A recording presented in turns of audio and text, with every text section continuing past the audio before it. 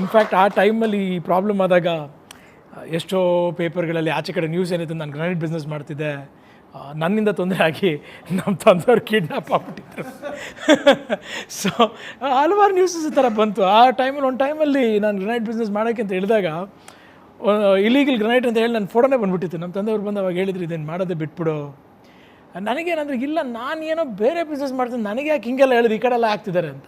ಇಲ್ಲ ಕೆಲವು ಹೌದು ಅವ್ರು ಯಾವುದೋ ಒಂದು ಫಂಕ್ಷನ್ಗೆ ಹೋದಾಗ ಅಲ್ಲೆಲ್ಲೋ ಸ್ಟೇಜಲ್ಲಿ ನಕ್ಕಿದ್ರು. ಆವಾಗ ನಾನು ಇನ್ನೂ ಸಿನಿಮಾಲು ಆ್ಯಕ್ಟ್ ಮಾಡ್ತಿರಲಿಲ್ಲ, ಏನಿಲ್ಲ, ಸುಮ್ಮನೆ ಕರ್ಕೊಂಡು ಕೂರ್ಕೊಂಡು ಅಲ್ಲಿ ಮನೆ ಕಿರಿತಾನೆ ಅಲ್ಲೂ ಮೈಕೆಲ್ಲ ಕೆಳಗೆಲ್ಲ ಹಿಡಿದು ಬಂದು ಹೊಡೆಯೋಕ್ಕೆಲ್ಲ ಹೋಗ್ಬಿಟ್ಟಿದ್ದೀನಿ.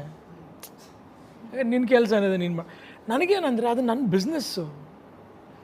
ಅಕಸ್ಮಾತ್ ಏನಾದರೂ ಇಲ್ಲೀಗಲ್ ಆಗಿದ್ರೆ ಅದಕ್ಕೆ ಲಾ ಆ್ಯಂಡ್ ಆರ್ಡ್ರ್ ಇದೆ. ಆಚೆ ಕಡೆ ಇರೋನು ಯಾರು ಕಮೆಂಟ್ ಮಾಡೋಕ್ಕೆ, ಫಾರ್ ವಾಟ್ ಅಂತ ನನ್ನ ಮನ್ಸಿಗೆ ಅನಿಸೋದು. So I went through a lot of pain, especially ಆ ಟೈಮಲ್ಲಿ ಏನೋ ಪೇಪರ್ಲ್ಲಿ ಹಾಕೊಂಡ್ರೆ ಅದೋಕೆ ಬಿಡಿ. ನಮ್ಮ ತಂದೆ ಕಿಡ್ನ್ಯಾಪ್ ಆದಾಗ ಆ ನ್ಯೂಸ್ನ ಇದಕ್ಕೆ ರಿಲೇಟ್ ಮಾಡಿದಾಗ್ಲಂತೂ ನನಗೆ ಸಿಕ್ಕಾಪಟ್ಟೆ ನೋವಾಯಿತು. ನಾನು ಗ್ರಾನೈಟ್ ಬಿಸ್ನೆಸ್ ಮಾಡ್ತಿದ್ದಿದ್ದು ಕನಕಪುರದಲ್ಲಿ, ಇಲ್ಲ ಚಾಮರಾಜನಗರದಲ್ಲಿ ಮಾಡ್ತಿದ್ದಾರೆ ಅಂತ ಅಲ್ಲೇನೋ ಆಗ್ತಿತ್ತು ಅಂತ ಇಲ್ಲ. ಅಲ್ಲ ಕಣ, ನನಗೆ ಅಷ್ಟು ಬುದ್ಧಿ ಇಲ್ವ ನಾನೇನು ಮಾಡ್ತಿದ್ದೀನಿ ಅಂತ. ನನಗೆ ಆ ಟೈಮಲ್ಲಿ ತುಂಬ ಮನಸ್ಸಿಗೆ ಎಫೆಕ್ಟ್ ಆಯಿತು. ಫ್ಯಾಮಿಲಿ ಸಪೋರ್ಟ್ ಪಾಪ ಅವ್ರಿಗೆಲ್ಲ ನಿಜ ಏನಂತ ಗೊತ್ತಿತ್ತಾನೆ ಅಲ್ಲಿ ಅದರಲ್ಲಿ. ಅಂದರೆ ಆಚೆ ಕಡೆ ಮಾತಾಡ್ತಿರೋ ವಿಷಯ ಅಷ್ಟೇ, ಅದು ಏನಕ್ಕೆ ಮಾತಾಡಿದ್ರು, ಅದು ಎಲ್ಲಿಂದ ರೈಸ್ ಆಯಿತು ಅಂತಲೂ ಗೊತ್ತಿಲ್ಲ. But I went through a lot of pain that time. ನನಗೆ ಸಿಕ್ಕಾಪಟ್ಟೆ ಡಿಸಪಾಯಿಂಟ್ಮೆಂಟ್ ಆಗಿಬಿಟ್ಟಿದೆ ಆ ಟೈಮಲ್ಲಿ.